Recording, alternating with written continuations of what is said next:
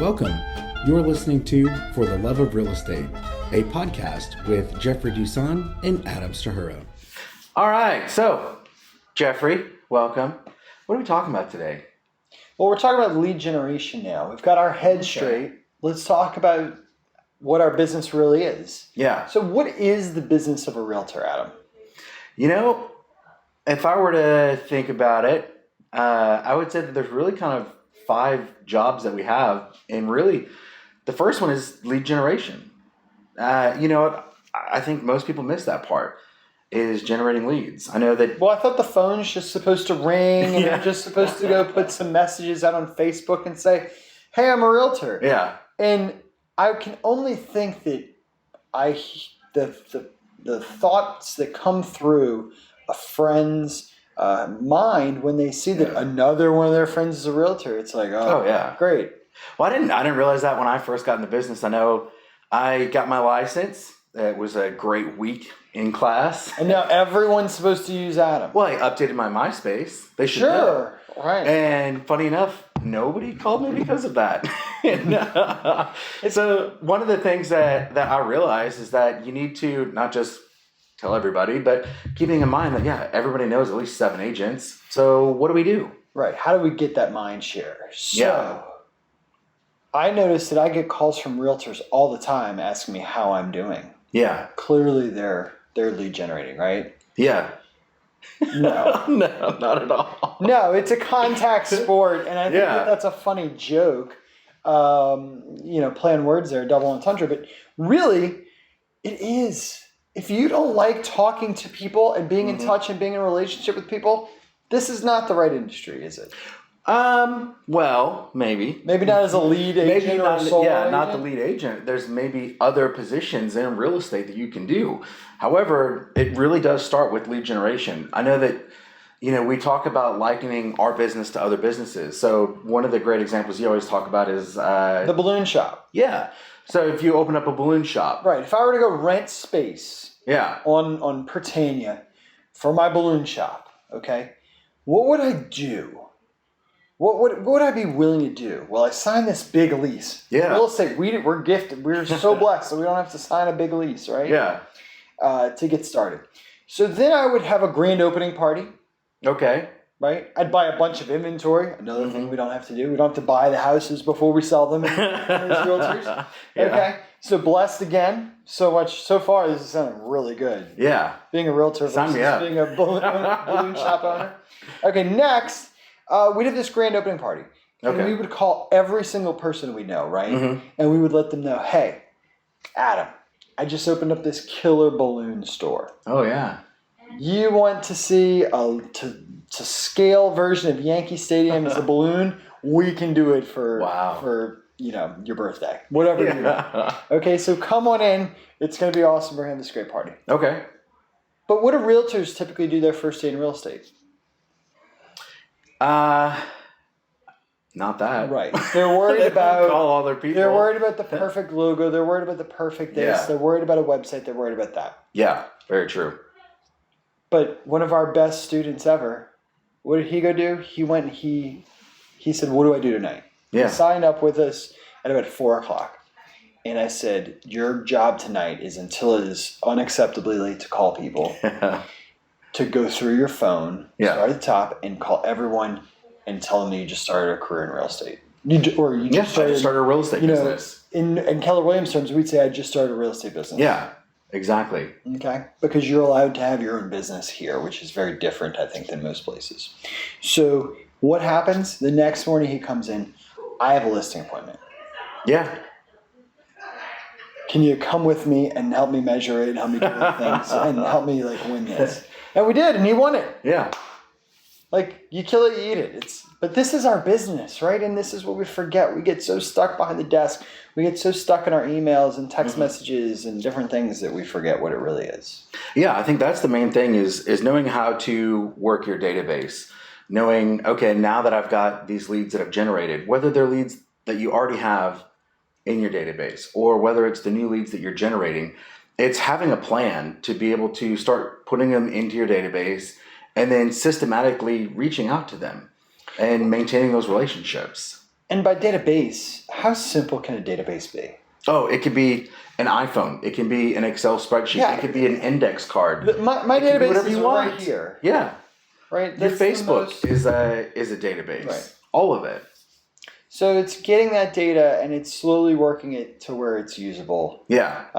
More and more usable for automated tasks over time, I think. You don't have to start with it perfect in a CRM or in Command or something like that. And I guess you should also know who owns your database. Yeah, that's very true. Right. Because if Facebook is your database, then Facebook owns your database. Right. And if you're putting it into a CRM that's owned by a brokerage that does not have strict policies that it adheres to and where that policy has been tested, that you can actually go pull and export all that out and it's yours. Yes. When you leave, then you should watch that too. Yeah, that's one of the very important things is knowing that your contacts are your contacts. And if you go somewhere else or if you move your business like your balloon store to a different location, you're going to want to reach out to all of those people and say, hey, we have a new location on St. Charles. Don't go to our pertaining store anymore. This is where we are now. Yep. And you want to make sure that those are your contacts and you can reach out to them. So it sounds like we've got to make contact and then follow up. Yeah. But to do all this, we have to have a schedule, right? And I think that's probably the next hardest thing is adhering to a schedule and not just letting the crisis of the day catch me and keep me from doing what's most important. Yeah. Well, and that's one of the really key aspects is, if we look back at your balloon shop example. So if I get there are things that I'm going to have to do to get my store ready for the public to be open. Make sure that I've got everything counted down right and the lights are on, all that fun stuff. But then I open up the doors and without lead generation, I'm not going to have people to walk in and actually say, hey, we're here to buy things. So I actually schedule time, and it can be during your retail store hours where you're actually working through your database and calling and reaching out to these people and letting them know that, hey, we're open today. This is what's going on. This is what's happening. And that cleanup, that effort is every day. Yes. I think a lot of people look at this as like, oh, I've got to go start at the A's and then I'm going to work my way down and get every contact perfect. And yeah, I think you should clean them up, but as you go, just start talking to people.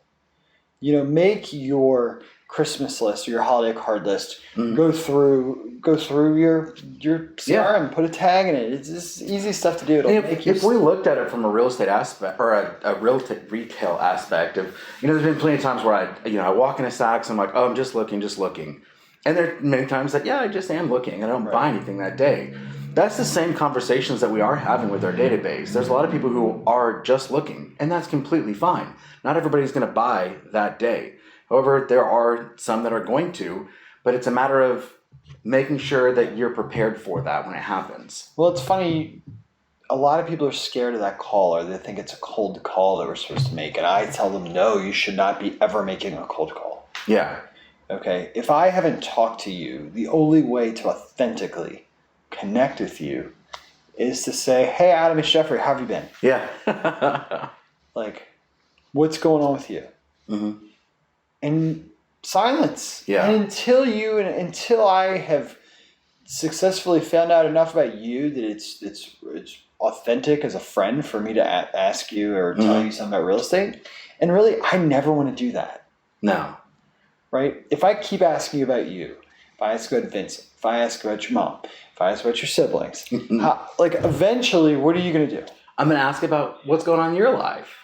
I mean, that's the key thing. Really what I do is, a lot of folks say that, instead of just following kind of like a script of like, who do you know that I can talk to today that's interested in buying and selling real estate? No, I want to come from a place of contribution. Find out like people's pain and pleasure, like what's going on in their lives, what's going great, and what can change. Right. And then if I come from contribution, I can find out, well, what aspects of their life can I help out with to make their life better, more meaningful, more purposeful? I went through my whole phone book during COVID. Oh, yeah. Of it. Mostly out of curiosity. Yeah. I wanted to see how people were. I was dying to connect with other human beings. And I wanted to hear what they were hearing. What do they know? Yeah. And as a result, it was a great year in real estate.